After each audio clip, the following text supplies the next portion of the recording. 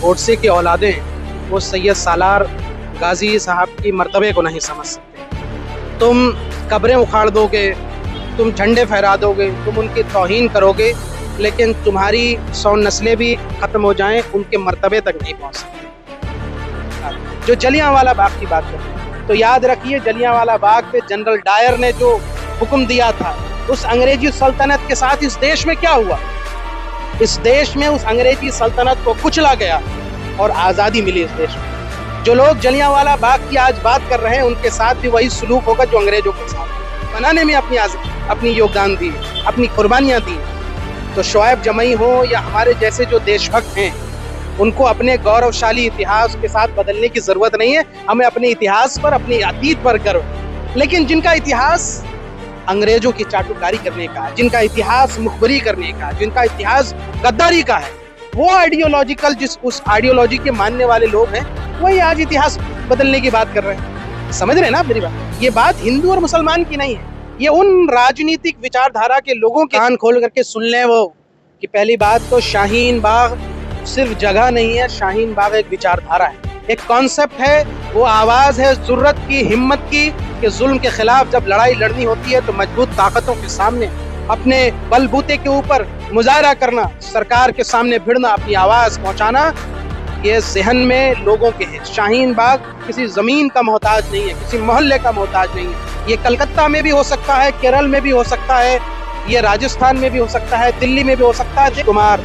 नायडू पासवान ने जो धोखा दिया है मुसलमानों को, मुझे लगता है उसकी कीमत उसको चुकानी पड़ेगी और मुसलमान उनको कभी माफ नहीं करेंगे। खुशियों के साथ मनाता है। कभी आपने ईद के अंदर देखा कि हम किसी मंदिर पर जाकर के नाचते हैं? कभी डीजे बजा के दूसरे मजहब को गाली देने का काम नहीं करते। लेकिन जो आज ये काम कर रहे हैं, आपको क्या लगता है ये मर्यादा पुरुषोत्तम राम के आदर्शों को मानने वाले? कतई नहीं मानने वाले। ये अपने मजहब को बदनाम कर रहे हैं। इनका कोई त्यौहार नहीं पूरा होता है जब ये दूसरे के मज़ारों पर, मस्जिदों पर चढ़ के यहाँ से झंडे नहीं लहराते। इनका त्यौहार नहीं पूरा हो रहा है जब तक ये डीजे में गालियां दे करके दूसरे मजहब के लोगों को परेशान न करें, जब तक ये गलत नारे न लगाएं, जब तक ये दंगा ना करें। वैसे ही बीजेपी और संघ की विचारधारा की प्यास बुझती है नफरत फैलाने से। उन्होंने उनको ज़ॉम्बीज की भीड़ बना दी है जिनकी प्यास दंगों से बुझती। ये देश, इसका लोकतंत्र बहुत मजबूत पाया है। ये संविधान से चलता है, गंगा जमनी तहजीब से चलता है। जहाँ नफरत फैलाने के लोग कोशिश करते हैं, वहाँ ऐसे भी हिंदू मिलेंगे जो ईद के ऊपर लोगों पे फूल बरसाएं। यहाँ ऐसे भी हिंदू मिलेंगे जो ईद में हमारे साथ सवैयाँ शेयर करते हैं। हमारे खुद दोस्त हैं, अहबाब हैं। ये लड़ाई हिंदू और मुसलमान की नहीं है, ये आर्टिफिशियल तरीके से, कृत्रिम तरीके से प्लांट किया जाता है ताकि इसका राजनीतिक लाभ उठा करके मुसलमानों में, हिंदुओं में एक दीवार पैदा करके अपना राजनीतिक फायदा उठाया जाए। लेकिन तरीके से किया गया था। औरंगजेब रहमतुल्लाह अलैह की जहाँ कब्र है उसको ASI प्रोटेक्ट करती है, ASI प्रोटेक्टिंग मॉनिटर। सरकार उसको सालाना पैसा देती है, जब फॉरेन के डेलीगेट्स आते हैं तो आप उसको दिखाने ले जाते हैं। ये सवाल ASI से क्यों नहीं पूछते? ये तो सेंट्रल गवर्नमेंट के अंदर है। दूसरी बात, औरंगजेब रहमतुल्लाह अलैह की अगर आप बात करेंगे तो मानसिंह और मिर्जा राजा जयसिंह की भी बात करेंगे। जो मानसिंह के जो वंशज हैं, जो मिर्जा राजा जयसिंह के जो वंशज है, उनके वंशजों को तो आपने राजस्थान में डिप्टी CM बना दिया। आप औरंगजेब की बात करते हैं, मुसलमानों को औरंगजेब से जोड़ते हैं, तो फिर तुम्हारे बीजेपी के तमाम समर्थक जो राजस्थान में है, जो डिप्टी CM साहिबा के साथ है, उनसे क्यों नहीं पूछते हैं कि भाई मानसिंह ने ही तो और मिर्जा राजा जयसिंह ने ही तो यहाँ से क्या बोलते हैं इनको शिवाजी महाराज जो है और संभाजी महाराज के साथ जुल्म किया। शिवाजी महाराज को यहाँ से फोर्ट ऑफ पुरंदर में 1665 के अंदर किन लोगों ने यहाँ से उनको यरगमाल बनाया? क्यों? इसलिए ये शेखों के साथ, जो मालदार मुसलमानों के साथ मिलकर ये कारोबार करते हैं, शेख साहब के साथ वल्ला हबीबी करते हैं और भारत के गरीब मुसलमानों को ये परेशान। इसलिए इनकी मानसिकता को पहचानना पड़ेगा। लेकिन मुझे अच्छा लगता है।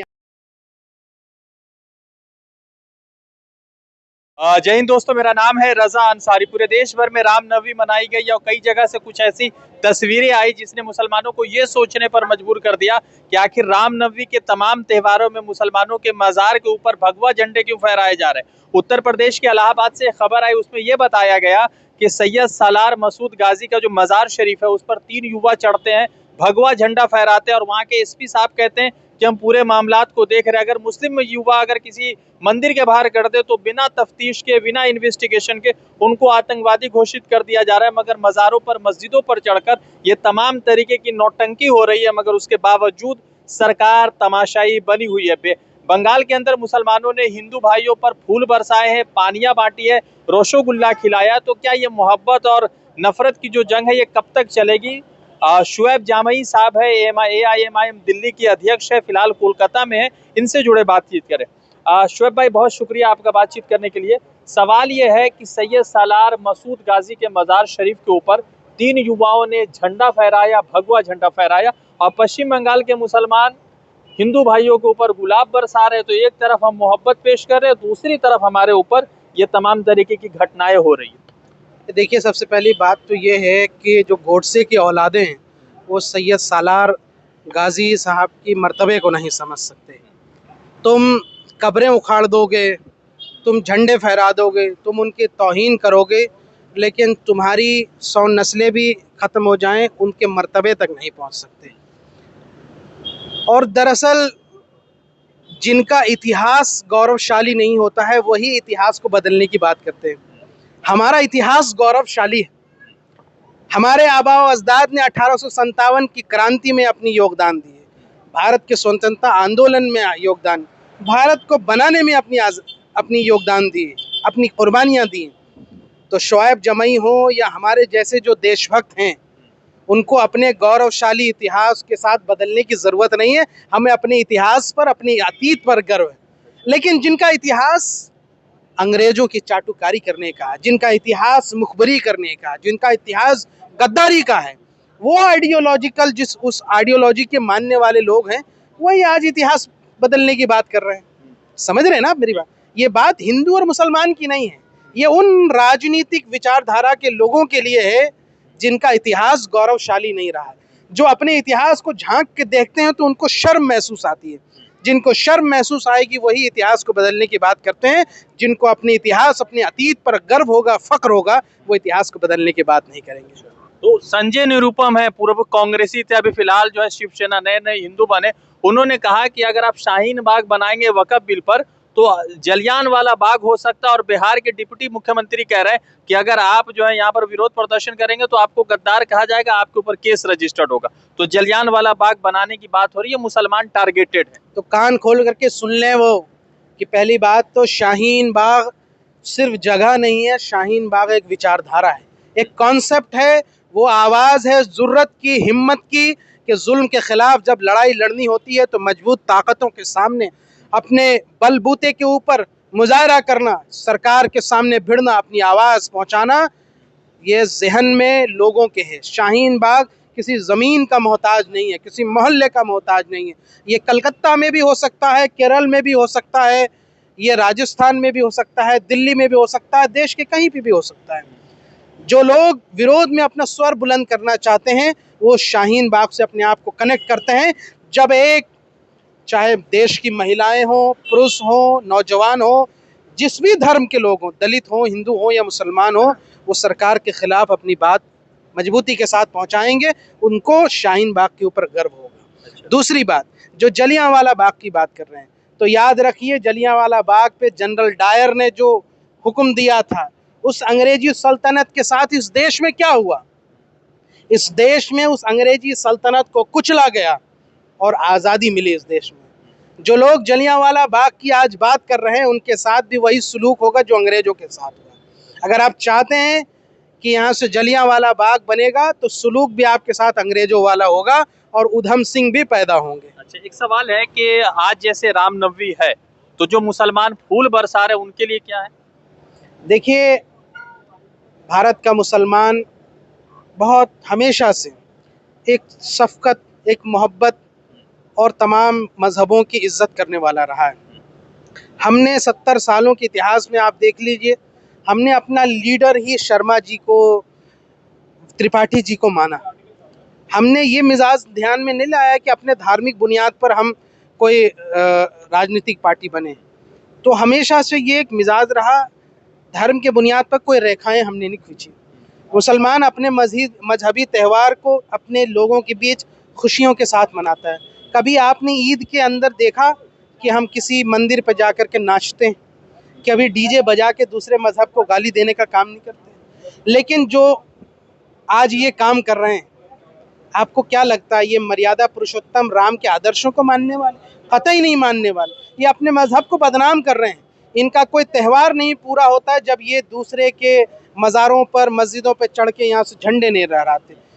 इनका त्यौहार नहीं पूरा हो रहा है जब तक ये डीजे में गालियां दे करके दूसरे मजहब के लोगों को परेशान न करें, जब तक ये गलत नारे न लगाएं, जब तक ये दंगा ना करें। जिस तरीके से इन्होंने एक माहौल बना दिया है, मुझे ऐसा लगता है कि बीजेपी की अपनी जो राजनीतिक विचारधारा है, जैसे लोगों की प्यास बुझती है पानी से, वैसे ही बीजेपी और संघ की विचारधारा की प्यास बुझती है नफरत फैलाने से। उन्होंने उनको ज़ॉम्बीज की भीड़ बना दी है जिनकी प्यास दंगों से बुझती है। ये देश, इसका लोकतंत्र ये बहुत मजबूत पाया है। ये संविधान से चलता है, गंगा जमनी तहजीब से चलता है।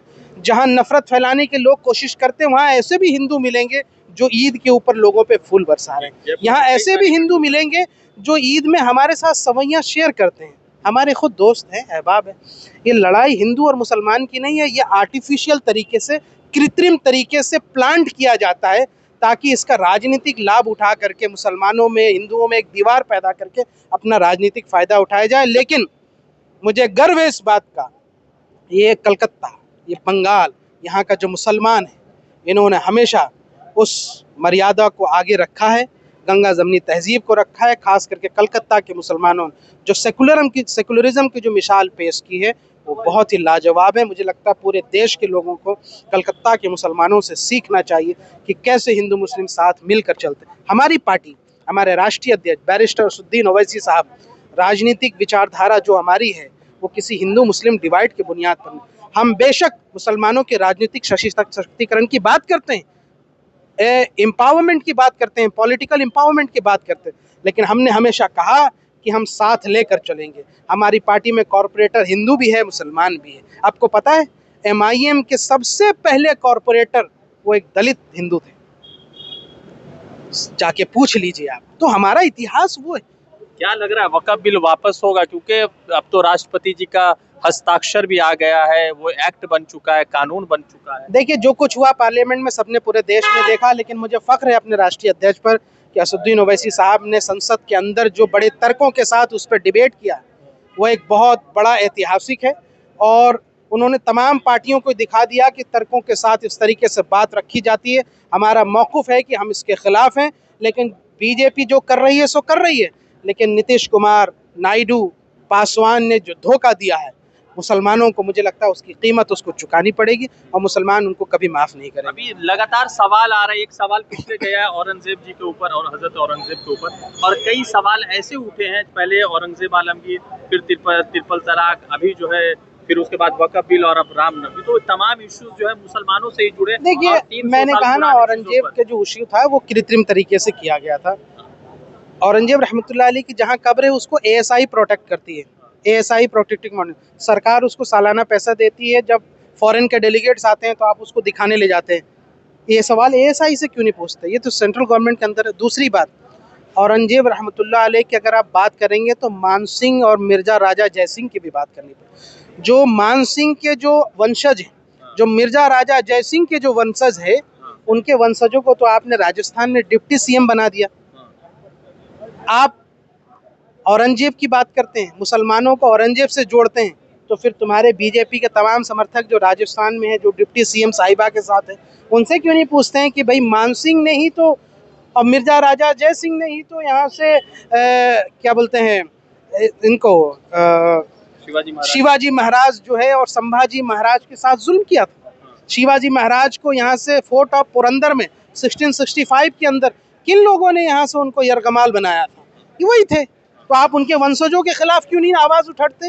या बीजेपी यहाँ फंस जाती है। इसलिए देखिए, मैंने कहा ना, ये नहीं सुनेंगे इस बात को। इनको तो मुसलमानों को एक नफ़रत की निगाह से देखते हैं। इनके बच्चे लंदन अमेरिका में पढ़ रहे हैं, इनके बच्चे क्यों नहीं जाते इन रैलियों में, इन नारों में बीजेपी के? इसलिए ये शेखों के साथ, जो मालदार मुसलमानों के साथ मिल के ये कारोबार करते हैं, शेख साहब के साथ वल्ला हबीबी करते हैं और भारत के गरीब मुसलमानों को ये परेशान। इसलिए इनकी मानसिकता को पहचानना पड़ेगा। लेकिन मुझे अच्छा लगता है यहाँ कलकत्ता के अंदर हमारे मजलिस के ज़िम्मेदार नफीस जी, बहुत फेमस यहाँ की सेलिब्रिटी हैं माशाल्लाह, और बहुत मजबूत आवाज़ रखते हैं। आज हमारी उनसे मुलाकात हुई। बंगाल के अंदर मजलिस अपनी एक विचारधारा के साथ चल रही है और धीरे धीरे एक सुगबुगाहट बढ़ी है।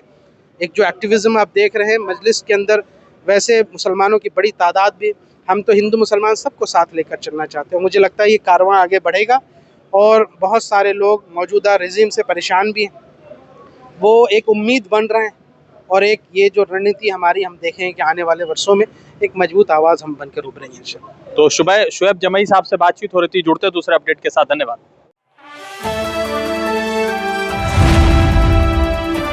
द इंडियन खबर, सच आपके सामने।